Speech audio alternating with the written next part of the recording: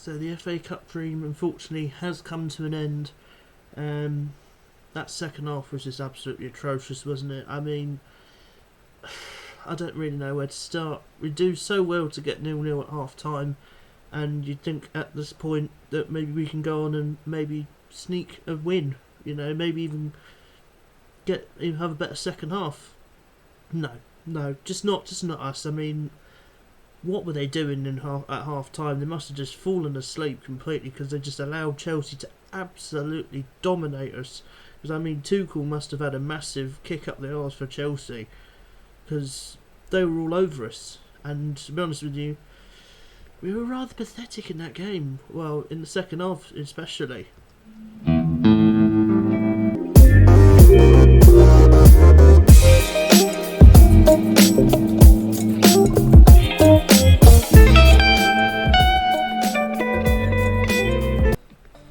Hey guys, how's it going? Edstar here, back with another Operation Palace video. So I did finish at Wembley Stadium, Palace 0, Chelsea 2. Unfortunately, we just did not have enough in this game. We were very, very poor. I mean, in the second half in particular, you know, we just could not get going. I mean, we did so well to hold Chelsea out till half time, but once again, we just had nothing about us. Nothing about us at all in the second half. It was just really, really poor performance from us, if I'm honest with you. And I feel we can do a lot better than, you know, a lot better than losing to Chelsea, which is rather disappointing. But like I said, we don't have time to feel sorry for ourselves. We've got a big game tomorrow night against Newcastle United. You know, can't really afford to dwell on that result. We need to bounce back in that game, but you know, it was a really good day out for the club. We got a lot of publicity for all good reasons. I mean, you know, the Homesdale fanatics were absolutely brilliant in the game. You know, the Palace fans were brilliant. You know, Chelsea fans were dead quiet. I mean, their club is like a fucking library as far as I'm concerned.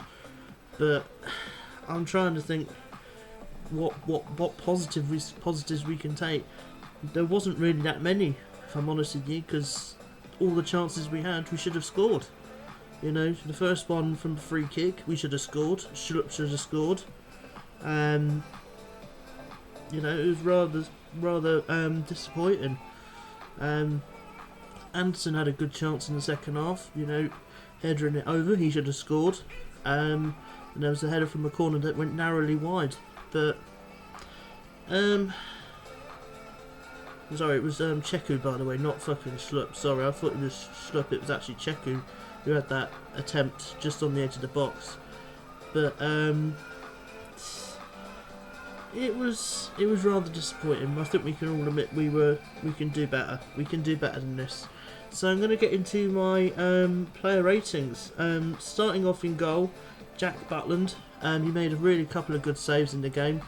I think personally he should have done better with the second. That's just my opinion. I'm more blaming Mitchell for it, if I'm honest with you. But I feel Butland should have done better with the second. For the fact he conceded 2 goals, I'm going to give him a 5 out of 10. Let me know what you think your player ratings are down below as well. It's nice to see what you think. But for me personally, I'm going to give Butland a 5 out of 10. I didn't think he was very good. Left back Tyrick Mitchell, I think he was at fault for the first goal. I don't know what he's doing. Why is he just standing there allowing Loftus-Cheek to have the shot? It's stupid defending. But I'm not going to tear into him because he's been really good this season, and I think he will learn from that. So I'm going to give Mitchell a 5 out of 10. Again, I thought he was poor. Next, I'm going to go into Anderson, and if I'm honest with you, he should have scored. He really should have scored in the second half. You know, this was about 10 minutes or so before the end of the game. You know, when we were 2-0 down. If he heads that in, you know, we've got every chance of getting a result out of the game. So I'm really disappointed by Joachim. And again, I'm going to give him a 5 out of 10. I don't think he was very good. Next, I'm going to go for Mark Gahey. I thought he was decent. He was the best of the defenders for me personally. I thought he defended really, really well, and he's definitely a key player in our team. So I thought Mark Gahey was brilliant. I'm going to give him a 6. Next, I'm going to go into Joel Ward. Again, you can quite clearly see he's not cut out for this level. He's not cut out for Palace anymore. I respect what he's done for the club, but you can quite clearly see he's just not with it anymore, and we can do better than that, if I'm honest with you. So Ward, I'm going to give a 4 out of 10. I thought he was really poor. Next, I'm going to go into Cheku Kouyaté. He forced a really good save out of Edouard Mendy, but again in the second half he was run ragged. He was absolutely run ragged in that second half. But that's not all of his fault, to be fair. The whole team let him down. So I'm going to give Kouyaté, just for his effort, I'm going to give him a 6. Next, I'm going to go into Eberechi Eze. For me, I think he was man of the match. For me personally, I thought he was really, really good. He tried so hard to get us into this game, but Chelsea were just too strong for him. So for me personally, I thought Eberechi Eze was man of the match, and I'm going to give him an 8 out of 10. I thought he was really good. He was very unlucky not to, get something on the score sheet for us, or at least an assist. But he worked so hard for the team. He really did. And it's just a shame it didn't come off for him, Nobody was there to help him out. So for me, I'm going to give Eberechi an 8. I thought he was really good. Up next, I'm going to go for Geoffrey Schloop. I don't see what he added to the game, if I'm honest with you. I suppose he tried to go forward a little bit, but he kept losing the ball. He's just not cut out for this level, if I'm honest with you. I think he's a squad player at best, and I'm going to give Geoffrey Schloop a 5 out of 10. Next, I'm going to go into... Who am I going to go into next?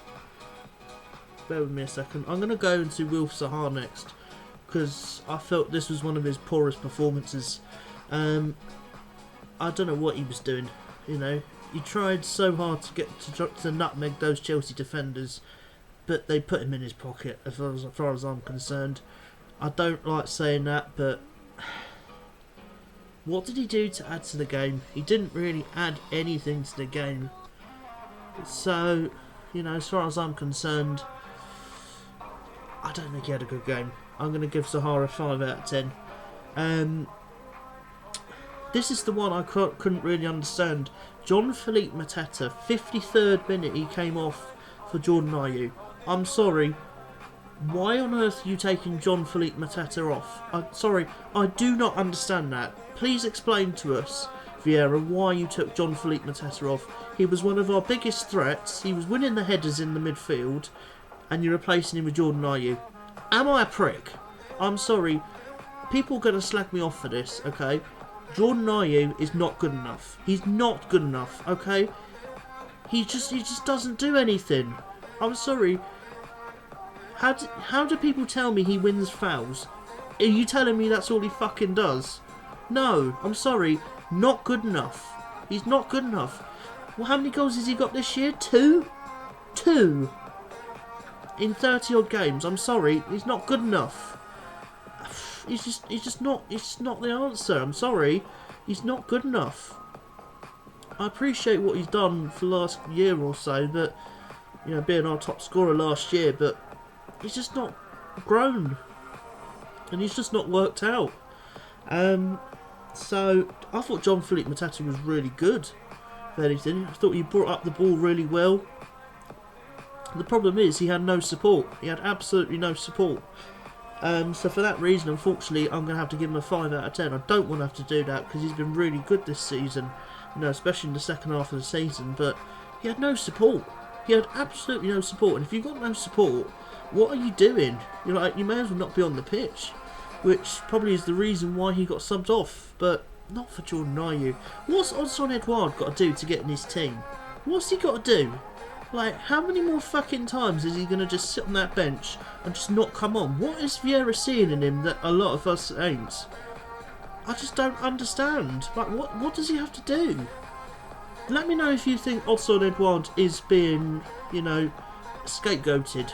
But for me personally, I can't understand why Odsonne Edouard is not at least coming off on the bench. He deserves a chance. If he's not going to get a chance, he deserves somebody else, if I'm honest with you. Which is really sad, because I really do like Odsonne Edouard, for me personally. So finally, I think I'm missing one more.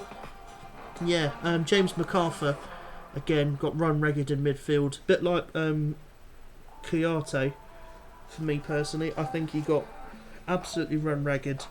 Again, I didn't think he had a decent game, if I'm honest. I'm going to give him a 5 out of 10. But let me know your player ratings down below, ladies and gentlemen. That's the end of the video. I'm very disappointed about the result, but I'm not going to get overly concerned. You know, next season we'll have an even stronger team. Next season we can even think about winning maybe a trophy, because Palace do deserve to win a trophy. How many cup finals or semi-finals have we been in the last few years? At least 3 or 4. So we are getting there, okay? We are getting there. We just need a stronger team, okay? I'm not sure whether half of these players deserve to be at the club. Ward, Ayew, Schloop, who else? I would say MacArthur, but that's a bit harsh. You know, it really is getting rid of the deadwood. That's the problem. I called that Butland should be starting the semi-final. You know, he did an okay job, but unfortunately it just was not enough. Chelsea were the better team on the day, and they deserve to go through. But that's going to conclude this Operation Palace video. Hopefully you have enjoyed it. Literally as you're seeing this right now, I'm going to go ahead and film the Newcastle preview for tomorrow morning, so you guys have a video for tomorrow morning. And I will let you know now, tomorrow night, 7:30, I will be doing a live watch along on the channel. That is back. We're going to be watching the Newcastle versus Palace game tomorrow night. Hopefully you can come and join me. If you can't, then if you can watch like 10 minutes of it or so, I'll leave the full video up on the channel as well for you to watch. But yeah, tomorrow evening we will be doing a live watch along for Newcastle United versus Crystal Palace. I did really want to go to the game, but it's just not viable. I mean, I'd have to pay probably about 200 quid to go up to Newcastle, which is just not really worth it, if I'm honest with you. I'd much rather save the money. I am planning to go to Southampton away on the 30th of April, just as soon as we get any more ticket details. I am trying to get to every single game after the Leeds game as well on the 25th. That is the last game I'm going to miss this season, because unfortunately I just can't get out of work. So yeah, Monday nights, I really fucking hate you. So thank you guys for listening to me waffle on for about 13.5 minutes. If you guys have gone on to enjoyed this video, hit the like button, subscribe to this channel if you're brand new, and yeah, if you are new to this channel, come and join me for the live watch along tomorrow evening at 7:30. Until then, look after yourselves.